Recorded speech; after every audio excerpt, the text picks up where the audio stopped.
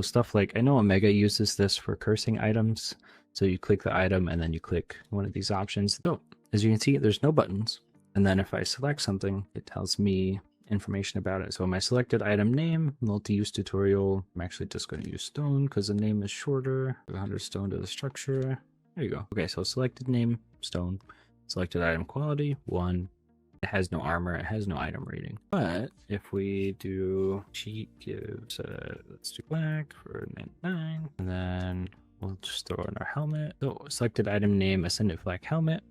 Item quality is 1, yes. The armor is, as you see, 1300 or 1373. And then the item rating, which is more correspondent to the quality. The item rating is 62 point, that number. Yeah, so you can kind of control based on the selected item. Stuff like, I know Omega uses this for cursing items.